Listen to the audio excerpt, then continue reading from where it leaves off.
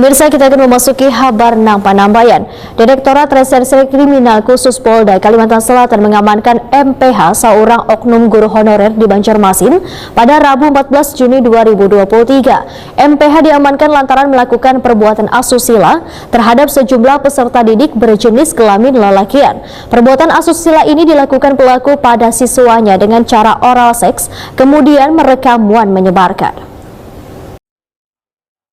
Direktorat Reserse Kriminal Khusus Polda Kalimantan Selatan mengamankan MPH, seorang oknum guru honorer di Banjarmasin, Rabu 14 Juni 2023. MPH diamankan lantaran melakukan perbuatan asusila terhadap sejumlah peserta didik berjenis kelamin lelakian. Perbuatan asusila ini dilakukan pelaku pada siswanya dengan cara oral seks, kemudian merekam dan menyebarkan. Demikian dipadahkan Direktur Ditreskrim Sus Polda Kalimantan Selatan, Kombes Pol Suhasto, waya jumpa media Baisukan Selasa 20 Juni 2023. Menurut Suhasto, pelaku menjalankan aksinya dengan menggunakan atau menyewa jasa akun prank yang ada di media sosial yang menghubungi bubuhan korban. Dari akun fiktif tersebut, pelaku kemudian mengajak bubuhan calon korbannya untuk melakukan aktivitas video call seks hingga korban dibujuk untuk melakukan aktivitas masturbasi. Kesempatan tersebut dimanfaatkan pelaku untuk merekam dan hasilnya digunakan gasan menakutani korban. Pelaku mengancam hasil rekaman VCS tersebut akan disebarkan di sebuah akun media sosial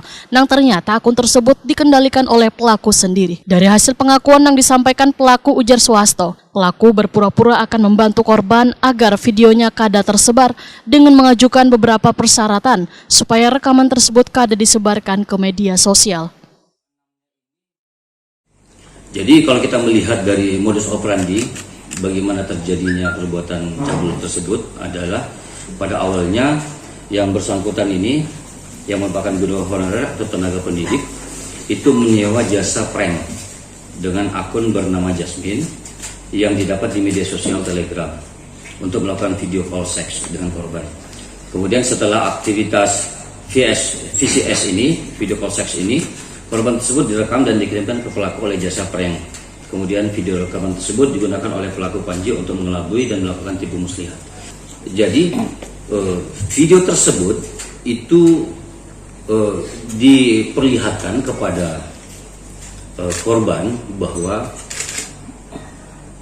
ini loh, kamu keluar ini ada yang akan menyebarkan video ini. Jadi kita diminta untuk membayar sekian juta dan disuruh melakukan onani ataupun onani atau blow.